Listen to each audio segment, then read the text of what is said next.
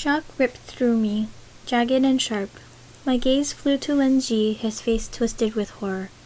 Calling for the guards, he leapt to his feet, grabbing a sword from a nearby soldier as he raced in the direction of where the spear had been flung. King Wenming's hands flew to clutch his wound, groping at the wooden shaft and tearing it from his body. It slid out with a sucking sound, the spear tip falling away, dissolving into a grayish, frothing liquid that seeped into his blood. The shaft fell from his hand, his fingers splayed limp. Around him, his consorts fluttered like frantic butterflies.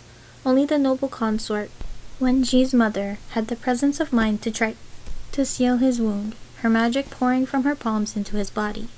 Yet his blood continued to spill from the gash, tinted with the dark sheen as though the ink-laden brush had been run through his veins. King Wenming snarled, a bestial sound, his aura thickening with murderous intent. "Treachery," he panted between stuttering breaths. "You and your accomplices." He pointed a trembling finger at me, a flash of violent light streaked from it, striking my temple. Pain shot through me like 100 needles, stabbing my head in a merciless rhythm. I fell to my knees, ripping off my headdress, tearing at my hair, every nerve in my body afire. Broken gasps tumbling from my mouth. Grasping wildly at my power, I flung up a shield to protect myself, wrenching away his tethers on my mind, just as I had seen Wen Ji do before. The king collapsed onto the ground, convulsing, his consorts weeping openly as they clustered around him. The agony dispersed into merciful nothingness, though I could not stop shaking, the echoes of its torment reverberating through me. I drew a ragged breath and then another, until my muscles loosened, my strength flowing back into my limbs. A thought jarred me, that I should not have been able to throw off the king's attack so easily. I had been clasped in those throes before, suffered in its unyielding power, which meant the king was gravely weakened. As someone shouted for the healers, a chilling laugh rose above the chaos. Prince Wen Shuang. When had he arrived? "It's too late. The spear is charmed to drain his energy." Prince Wen Shuang spoke in a bored tone as he stared at his father, spasming in agony. "You don't have that kind of power." Wen Ji stalked back into the pavilion, his body taut with rage. A feral smile stretched across Prince Wen Shuang's face.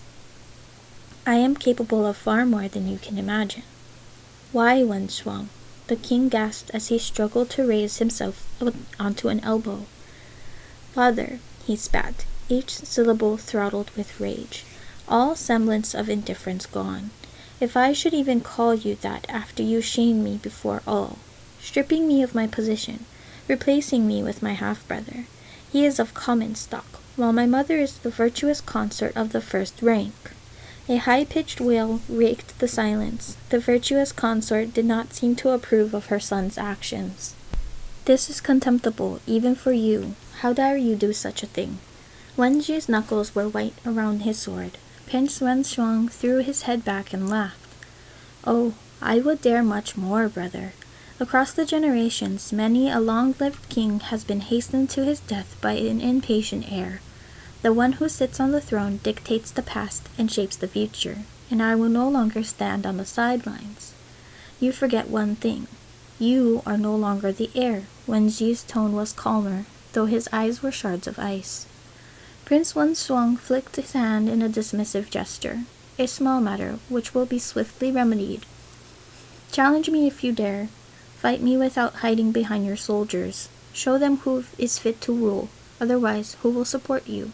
Who will respect you? A son without honor who murdered his father, who cannot even wield his own blade."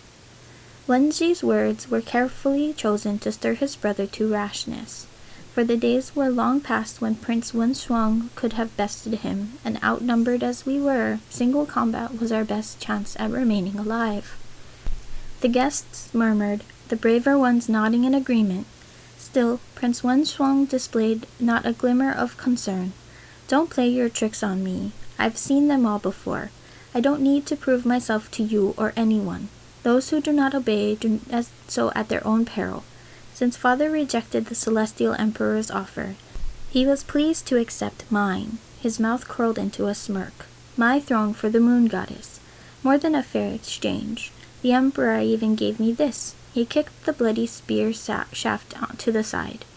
"You have grossly miscalculated," I told him with a smile. My mother is not here. You are here, her beloved daughter. She will come, I just have to wait." Guards encircled us, my spirits sinking to find their weapons pointed our way. Grasping my power, I held it at the ready, magic flickering at my fingertips. "My parents have returned to the mortal realm. They will not come here again. What do you think Wugong will do to you for failing to honor your promise?"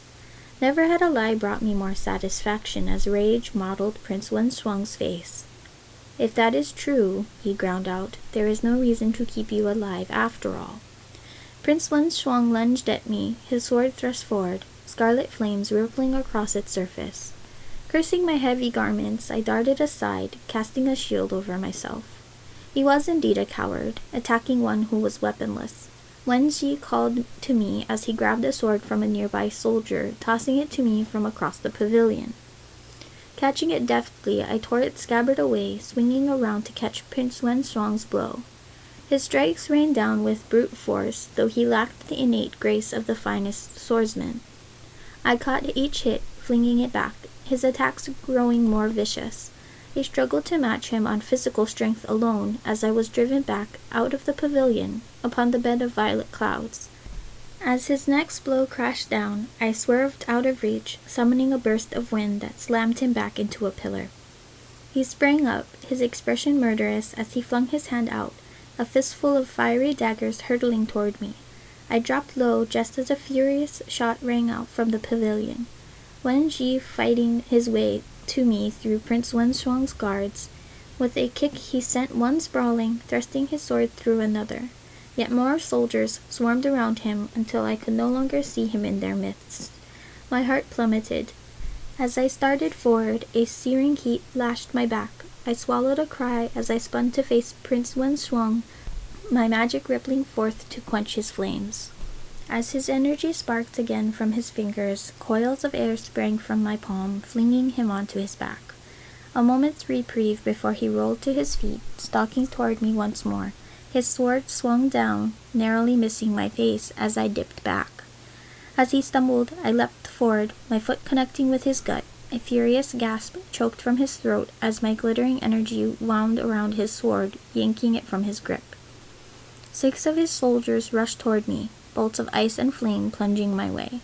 As I grasped my powers, a translucent arrow hurled past me, sinking into one of my pursuers with a squelch. I glanced at the soldier rolling on the ground, clutching at the icy shaft speckled with blood. My father's arrow. More shouts rang out as Li Wei and my father descended from the skies, their cloud soaring toward me. My father's arm moved so swiftly it was a blur, each arrow striking its mark with unerring accuracy. While bolts of fire streaked from Li Wei's palms, scorching the soldiers, several scrambled to flee, the braver ones erecting shields and holding their ground. As their cloud swooped down before me, my father stretched out his hand.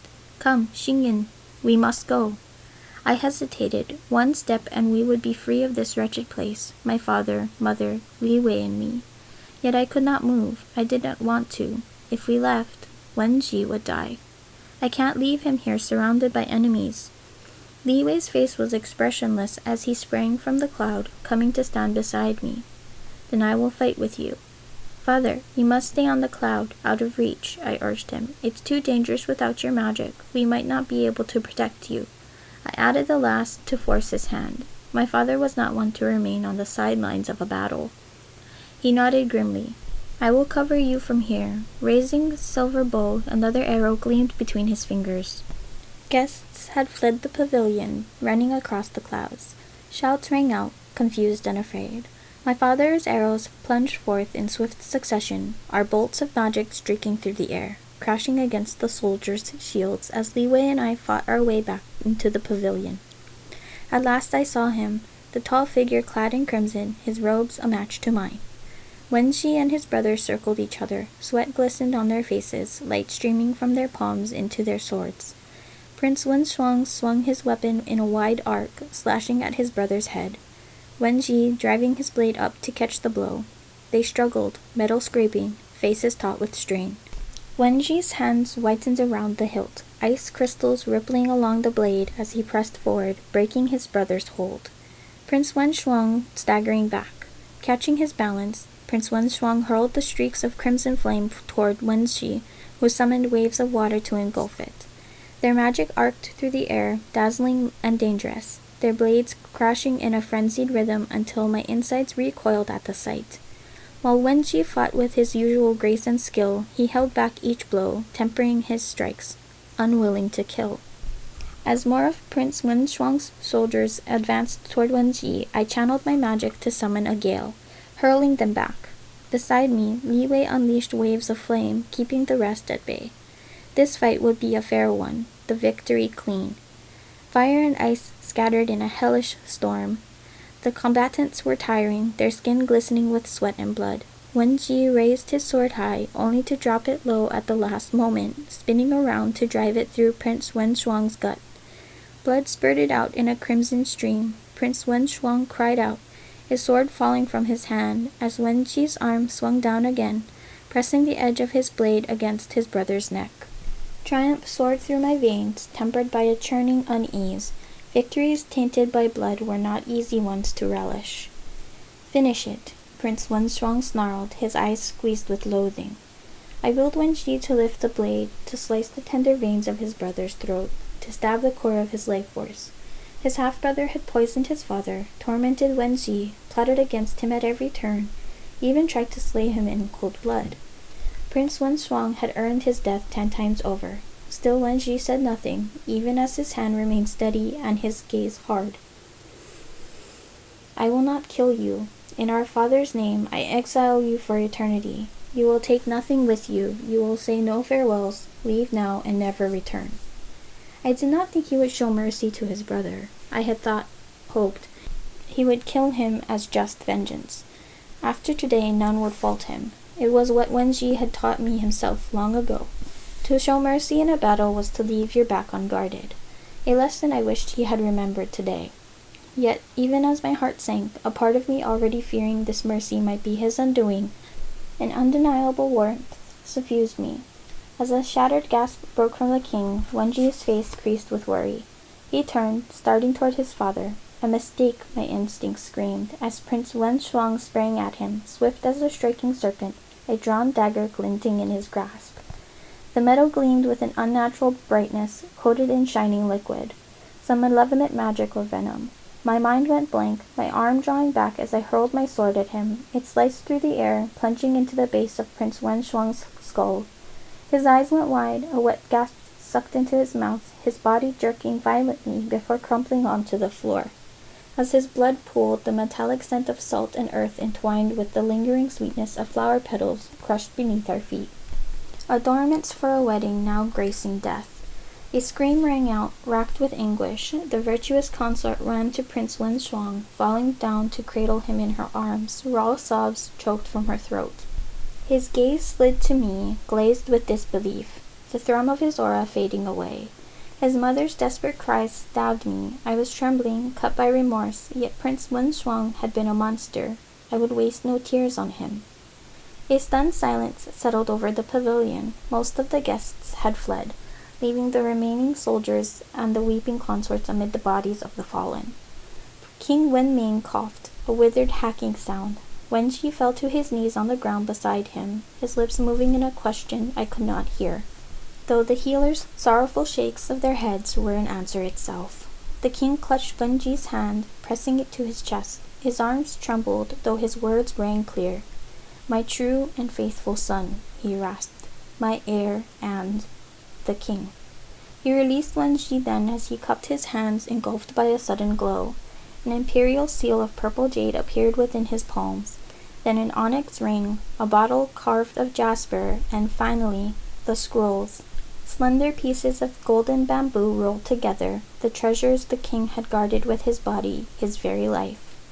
Wen Ji's eyes were bright with the unshed tears as he grasped his father's shoulders, leaning closer to him. Their relationship was neither tender nor loving, but the bond of parent and child was eternal, even when buried beneath mistrust and resentment.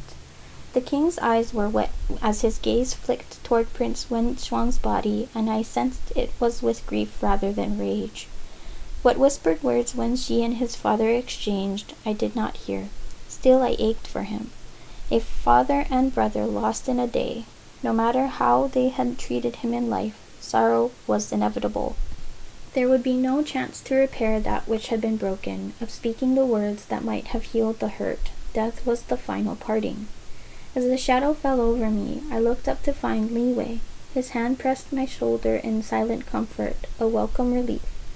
As agonized shrieks erupted from the king's consorts, Wen Ji lifted his head, meeting my gaze across the pavilion, a storm swirling his expression. Grief warring with gratitude, shock entwined with knowing. He knew this had been no accident, that my aim had been true. Prince Wen Shuang's death was on my conscience. This I had done for myself, and for Wen Ji.